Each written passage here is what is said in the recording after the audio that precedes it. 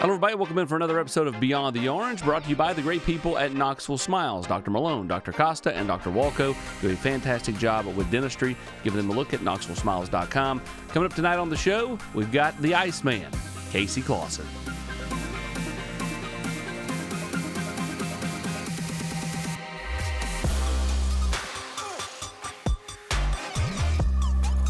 Casey, you make it in for about a game a year. What's it like when you come to town? It's awesome. The best part about it is to see so many familiar faces that when I was playing are still involved, in the program. Saw Marcus earlier today. Obviously, saw Ms. Angela over in the recruiting department. Saw Scotty Altizer, and Max, Frazier, and Hawk, who the three names. They're timeless. Peyton and T gave me when I first came, said take care of those three guys. It's awesome. Had a opportunity to go back last night, and my son and I to see Coach Fulmer and JPP's Robert's son play, and super excited to be back. When you come to town with your kids, how much fun is that to play the role of dad? Yeah, it's awesome. I remember like it was yesterday, my first time coming out here, and my father bringing me, and I met Gerald Harrison and Scotty Altizer and that crew, and just kind of seeing it for the first time. So be able to bring them back, expose them to something that's different. Obviously, sports in the South, SEC, football is different than where we live in California, and be able to expose them to that and see practice and meet the players and be able to go to the games is really cool.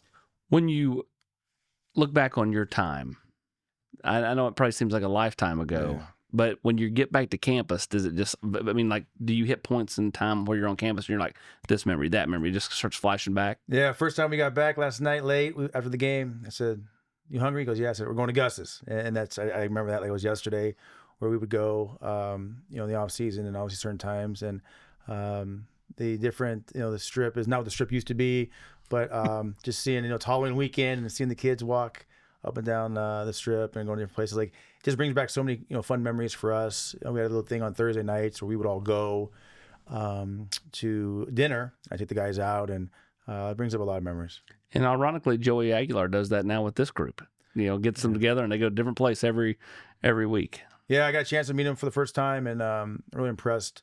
Obviously not what everybody sees on the field, but to be able to come in so late in the summertime and to not only adapt to an offense, but there's teammates you got to meet and leadership skills and the whole thing. Super impressed with him, and being from NorCal, I just wish him the best of luck and just told him have fun with it. That's the one thing that everybody tells you when you're going through it, but I mean, it just flies by so fast. And, super excited to watch him play. What's your favorite memory? Oh, man, I got a lot. You do have a lot. I don't know. I think for me, I think the road thing's been made a lot. Since I've been gone, and I think it was the Florida game. Well, I loved playing on the road. I think a lot of people experience it when they come to Neyland. Dark mode's coming up, so I'm super excited to see that for the first time. But I just think the way in which our team prepared every week, but especially on the road, to go in somebody else's house, 80, 90, 100,000, and they get juiced up just like our fans get juiced up, and to pretty much go in there and dominate and shut them up. That was probably, not one memory, but a bunch of memories that I enjoyed the most. But there's just so many. It's hard. You went to some cool places, obviously. Yeah. Tuscaloosa, Florida, Notre Dame. Mm-hmm. I mean, is there one of those games that sticks out in particular above the rest? If you could teleport yourself back to that moment in time, would you do it? I think the first Florida win, I think, was a huge one. I think just because with as much that was ahead of us, I think it was a big one for, I think, our program at the time. I think it was a huge win for obviously the coaching staff and for the program and for the fans. But that's a sour subject, because the following week, we didn't do what we should have been doing to play the national championship game for the Rose Bowl. So that hits both ways. But I think loved the Tuscaloosa environment. If I had one place I would want to go back to and play and be the man, Baton Rouge, Louisiana. I only was played a series or two. I think AJ played most of that game, but that was by far the most electric environment. Even though I didn't play much, that I was in for sure. That was the David Martin game where you had Dave 17 catches or something silly. I mean, that's right. Crazy amount. Yes, you talk about the disappointment the following week against LSU, but then you go play Michigan. Mm-hmm. And correct me if I'm wrong, but I think you basically told the team, if you're not bought in, you stay at home. Yeah, excuse my language. I was pretty pissed off, after that game, because it was us versus Miami, and who knows? Yeah, they were really damn good, but so were we. And now everybody looks back at that 0-1 team, the draft class that we had. I mean, come on now, right? We would have given them a game, and who knows what's going to happen. But I was pretty upset and disappointed, coach, everybody, and we had a game to go play, and it was in Florida, and a lot of guys, kind of had that, okay, we're coming back, but a lot of guys were going to the league, and pretty much kind of had a little chat, and we played the way we were capable of playing, and played hard, and no disrespect to Michigan, but we shouldn't have been playing that game. What's the best lesson you learned here in Tennessee? Enjoy every day. I think in the first year or 2 years, I was so caught up in trying to get on the field and be part of it, and the whole thing, and just flew by. And then as I matured and got older, my junior and senior year, it went by so fast. It was an unbelievable fan base. I think the appreciation that the fans have for the players, and vice versa. And the coolest thing for me were the kids. Like what I'm doing now with my son, I remember people coming up and meeting this person's kid or that person's kid, and now it's kind of come full circle. I saw a referee last night at the West football game who used to ref our practices at Tennessee. And he came up and said hello. So, I mean, just the memories and the relationships, talked to all the guys, majority of them still to this day. I don't think you can get anywhere else. He talks about the impact that this place had on him. We'll talk about his impact on kids. He spoke on that just a little bit ago when we come back on Beyond the Orange. Matlock Tire Service and Auto Repair is proud to be celebrating 70 years of serving East Tennessee. That's 70 years of old school customer service, trustworthy auto repair, and of course, great deals on tires. Each one of our 5 convenient East Tennessee locations feature family-friendly waiting areas, and you can schedule appointments and search for tires right on our website at matlocktireservice.com. Modern convenience, hometown values. For 70 years and counting, Matlock Tire Service and Auto Repair. A beacon of hope in a world of high prices. Look to the skies, Knoxville. Super savings is here.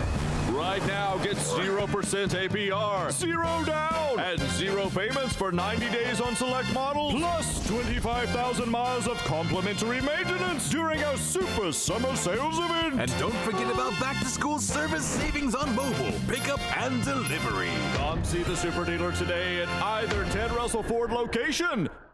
What's the #1 home improvement project you can do for your house? Install an Aqua Clear water system. If you see one of our blue and green trucks coming down the road, we're on our way to help another Tennessee family get better water.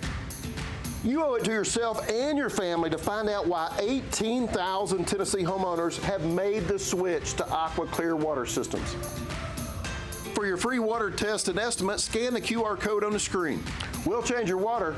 It'll change your life. Hi, I'm Matt Marshall with Exterior Home Solutions. Hi, I'm Dustin Woodson, also with Exterior Home Solutions. We are now easier than ever to find, right off of I-75 and Merchants Road. It's a new location, but the same trusted expertise in roofing and siding that you've come to trust over the past 25 years. Local quality craftsmanship, licensed and insured. For the best and most trusted name in roofing and siding, scan the QR code on your screen. Exterior Home Solutions, when it has to be the best. Beyond the Orange is brought to you by the great people at Knoxville Smiles. Check them out at knoxvillesmiles.com. What makes you smile, Casey Clausen? Seeing all the kids and seeing these big fans here tomorrow night, 100 and whatever it is now, 5,000. Super excited to go out there and watch them play. When you were here, you did a lot of things for kids in the community that no one ever knew you did. Mm-hmm. You just kind of did them. I shared a post recently about Tony Vitello coming to speak and read for Dr. Seuss Day at my kids' class. He didn't want anybody to know he did it because he didn't want any acclaim for it. He just wanted to do it. He felt like it was the right thing to do. Mm-hmm. What kind of gravitated you to do that when you were here? That was the way that I raised, my parents raised me. And I didn't want it to be a public thing. That's kind of like what you mentioned with Coach. But I, at one point in time, was a young kid. And I looked at the people too.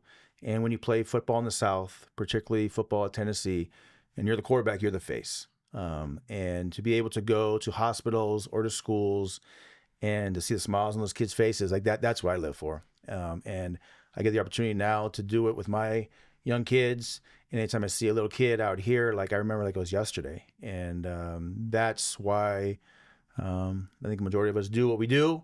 And obviously you're going to get a great education, be able to go out on Saturdays and perform and have fun with your teammates. But to see the way in which kids in Knoxville look up to the football players, aka the quarterback, whether it was Heath or Peyton or T or Joey now, I think that's important, and I've always kind of felt that was a big thing to do for the kids.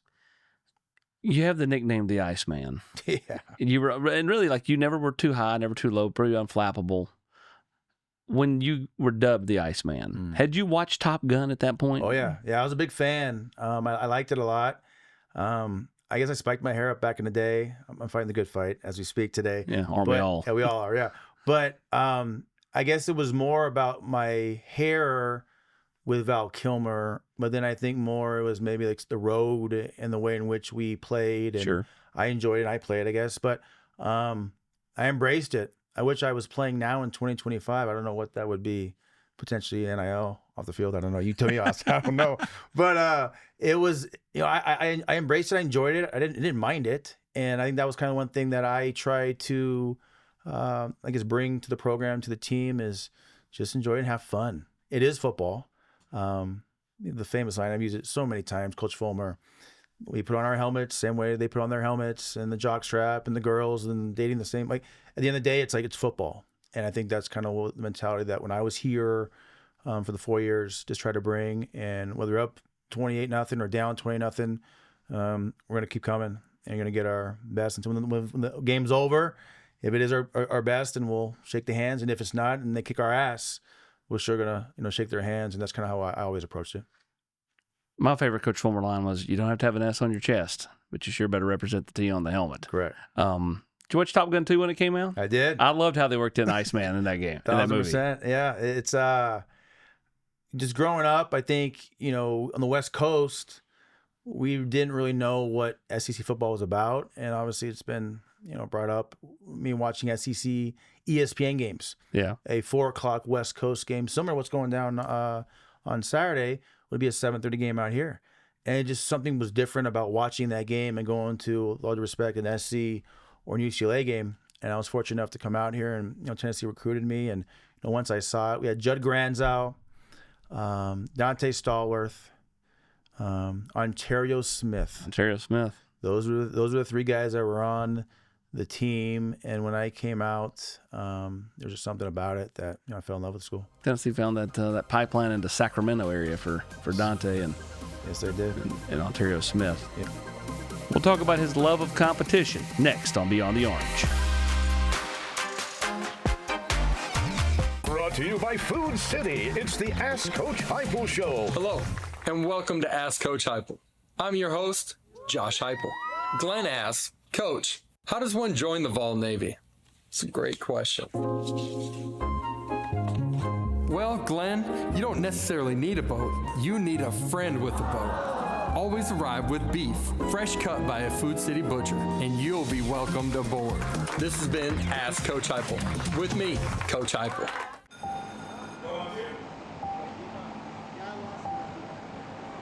And backyard hooplas. Attention drives connection. Tell your story well. GoPopFizz.com/vol. Knoxville Smiles depend on us to make your smile better. Knoxville Smiles, are you happy with your smile today?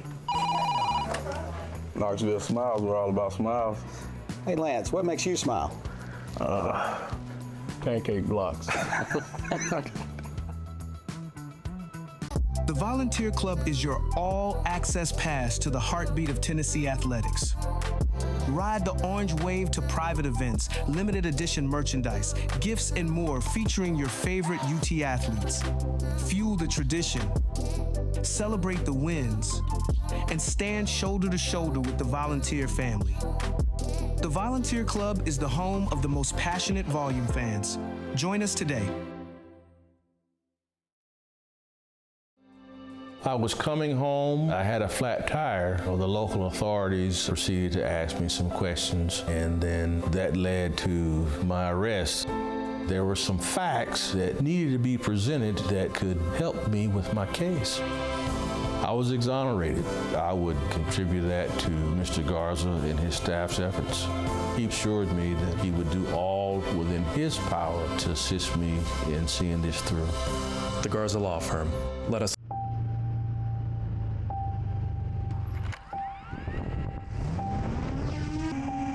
right, everybody ready? Attention drives connection. Tell your story well. GoPopFizz.com/ball. One of the presenting sponsors of Beyond the Arch is Garza Law. Their motto, let us help.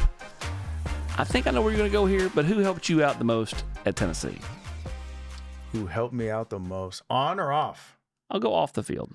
Ooh. Well, Gerald Harrison was kind of my I guess, mentor, so to say. He kind of kept me in line and kind of taught me kind of what to do and when to do it.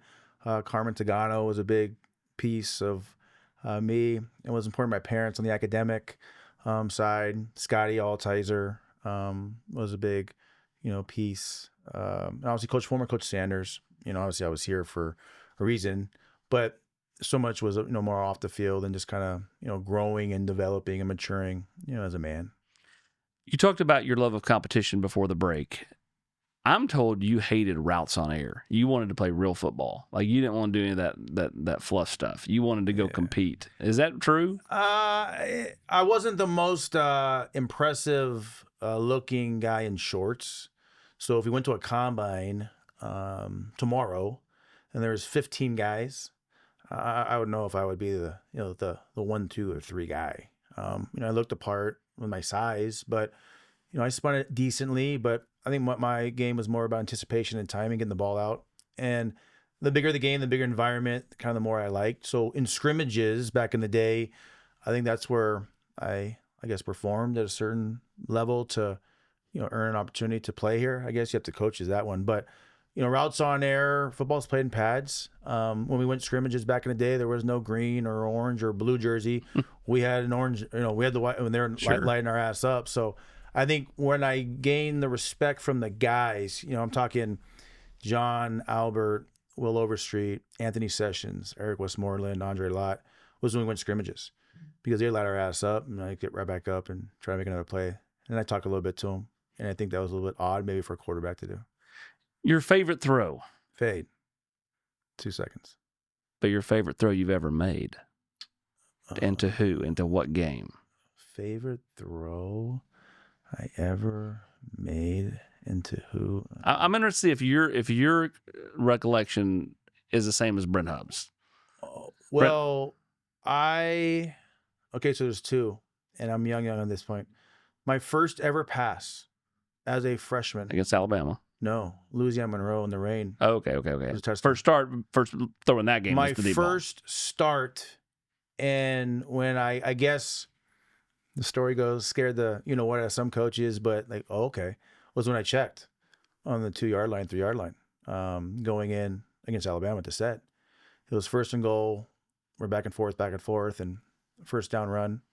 And I'm thinking, 2nd down round, 3rd down run. So 2nd and goal. So I looked at him, he looked at me, and I checked. Fade. And then we scored.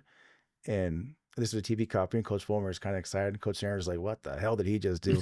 And that was kind of like, my, I don't know, just trying to, let everybody know that, we're here to play and going to be aggressive. And that you could handle it. You could handle the checks and run the offense. Freshman year was challenging. Everybody goes, true freshman play? Like, yeah.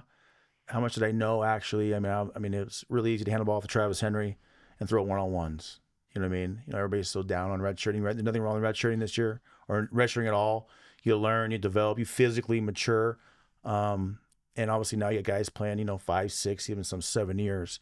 But to have that opportunity, such a young freshman to come out and play, all those games, I think propelled me, down the future of my career and helped.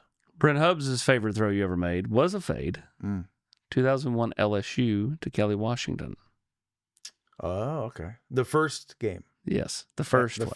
The first one. Yeah, that was Kelly's coming out when he went party. For 256. That was Kelly's coming out party. We never could click as a complete offense in 01 because of injuries. The first game was Syracuse. Dante busts his hand. Kelly's coming on. Jason's still coming on. And then we went 3-4 weeks where we just were okay. And then the LSU game, Kelly came out. And then I think it might have been the Alabama road game where we had them all. And then that's when we kind of took a whole different – our defense was ridiculous. But the offense was kind of – we were leaning too much on Trav. And I think towards the end of that season, we were pretty damn good on both sides of the ball. You had so much success winning on the road at Florida, at Alabama, and in Tennessee just not since you left. That's right? crazy. Yeah, I knew the Florida thing. I did not know the Alabama thing. Yeah. I mean, you've been gone a while. A long time. I'm getting old. When you look back at those games, because, I mean, you're always judged by Florida, Georgia, Alabama. Mm-hmm. And, Florida and Alabama, man, you feasted on those teams. Why? First punch. Throwing the first punch. I always would maybe sometimes be an annoyance to Coach Fulmer and Coach Sanders, but I was like, first play, let's go up top. First play, let's go revert. Let's throw the first punch. I heard Coach Heupel after the walkthrough today. We're throwing the first punch and then some. Like, it's just so important in a game. We're hosting a home. We want to get our crowd into it. Mm-hmm. We're on the road. They want to get their into it. Crowd, take their ass right out of the game. Yeah. Like throwing the first punch, the bigger the game, to me, the way I was wired, the looser you play. The bigger the deal you're about to go close down the street, that's a $5 million deal, the more loose you are. Deals are deals at the end of the day. Football's football. But I think throwing the first punch was the number one thing that we tried to do when I was here. And obviously Coach Heupel with being ex-quarterback, being a coach, we're understanding the game. And I just love his mentality and his personality and kind of the environment and juice that he brings, to the guys. That's what I think so many, guys play so hard for him. Kind of like how we played so hard for Coach Fulmer. He's a father figure to us. And but throwing the first punch, either getting your crowd juiced up and ready to roll or taking their crowd out of it, I think's huge, and not a lot of people talk about it. He's talking first punches. When we come back on the Food City Flashback, we'll talk about the final punch against Notre Dame in 2001. A beacon of hope in a world of high prices. Look to the skies, Knoxville. Super savings is here. Right now, get 0% APR, 0 down, and 0 payments for 90 days on select models, plus 25,000 miles of complimentary maintenance during our Super Summer Sales event. And don't forget about back-to-school service savings on mobile, pickup, and delivery. Come see the super dealer today at either Ted Russell Ford location. To pay for stuff, spending. I do not know. Babe, candy. Spend me. Use me to buy stuff. It's never too early to learn more about personal finance. At Hearthside Bank, we work closely with our community to help meet your goals and achieve your financial dreams. Hearthside Bank, always within reach. Member FDIC. I met Marcos Garza when we were doing radiothons for St. Jude Children's Research Hospital. We needed sponsors to help us raise money, and he's always the first one to jump in. I would describe Marcos and his team as upstanding, someone you can trust, and he is just a genuine guy. Marcos has been very generous. He has a genuine concern for people. You need somebody that cares about you. And that's what Marcos is, and that's pretty much what this firm is. The Garza Law Firm. Let us... Yeah. Hi, honey. I know you're super busy right now, but I ordered some ribeyes and a few other things for curbside pickup at Food City. Can you grab it on your way home? Sure thing, hon. Gotta run. Wait, did you get some of those twice baked potatoes? Mm-hmm. Okay, love ya. Really gotta run. Got a lot going on? Let the professional shoppers do the work for you. Just set a pickup time and your groceries will be ready. Try curbside pickup at Food City today. Oh, sorry. We need dog food too. This week's Food City Flashback takes us back to 2001, Notre Dame Stadium. A little bootleg action from number 7. We normally don't do this, Casey, but you find pay dirt here. You were probably not the most athletic guy in the world, but you score. Yeah. If you go watch the TV copy, You're jawing up at the press box a yes, little sir. bit. Yes, sir. Who are you jawing out, and why are you jawing? Oh, what was his name? That was the offensive coordinator who at Notre Dame, who when I was being recruited by Coach Meyer, I was one of their guys, and Kevin Rogers, Donovan McNabb. Yeah. That was not Donovan McNabb by any stretch of the means. But when Coach Meyer, new offensive coordinator, came in, took over the recruiting, and was looking for a more athletic veer triple option guy, and that was obviously not me. We were a Catholic family growing up. Yeah. So that was a little sensitive subject for me and topics, so we had the opportunity to play them. Little special something for that. To win there as a Catholic kid. It was awesome. Yeah. Had to be. All my dad's side are Italian, and they had a chance. My great uncles and great aunts who are no longer with us now, but they got a chance to come to that game. I mean, we must have had 30, 40 families, all from Chicago, come to that game. And to play there, number one, was unbelievable. But to have the chance to play well and to win that game was really cool for my family. Big Jim, Kathy, how they doing? Doing great. Still rocking and rolling. Watching all the grandkids now. Rick's got 2 little ones. Jimmy's got 3. I got 3. And every weekend or during the week, it's either volleyball, softball, baseball, basketball. Jimmy and I are doing a little flag football coaching, starting up in a couple months. Rick's now an official head coach. Took Westlake High School from 0-10 to 10-0. And completely flipped that program around, and he super proud of him, the way he's handled everything, off the field. And sure, really good for him and for the girls, and really excited for him. Yeah. How about Katie? She enjoying the ant life? She is. She loves it. She's Miss Ant. She's the boss in the office for Rick and I, running the business side of things. But she's doing great, and the family will definitely be watching tomorrow night.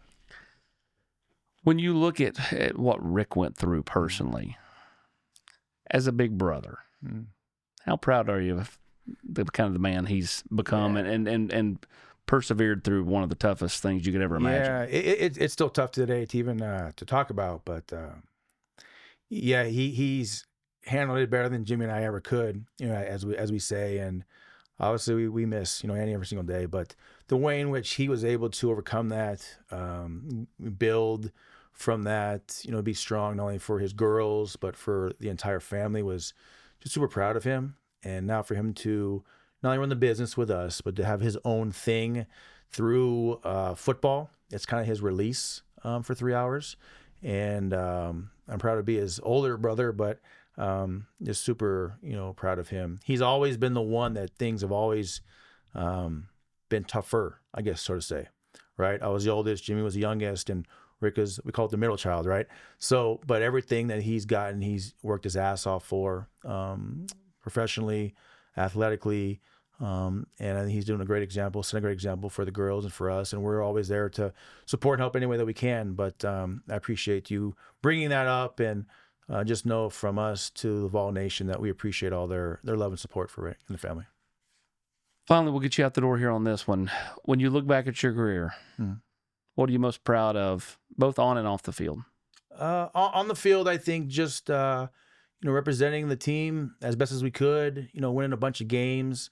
Wish we could have had a couple that would have put us in the big boy game, but just super proud of the way our team and teams went out and competed every single Saturday and did everything we could for the Power T. Off the field, just setting the example for quarterbacks that came obviously well after me, and that will be around long when I'm gone, from this place, and just understanding the responsibility that not only you have for your teammates, but for the community here in Knoxville. Again, the head coach is the face, and the quarterback are the face. And some people don't like that, and you shouldn't come play quarterback here. You should come here. Yeah. The ones that do, the ones that enjoy it, the ones that embrace it, accept it, and I think have fun with it, you'll be able to come back 15, 20, 25 years like I do with my family, and still have people, saying hi to you and enjoying your time, and special place, and we'll always have a special place in my heart. Well, I know Tennessee fans appreciate you when you were here. I think they appreciate you even more with each passing year. Casey, we appreciate you going beyond the orange, okay? Appreciate it. Thanks, man.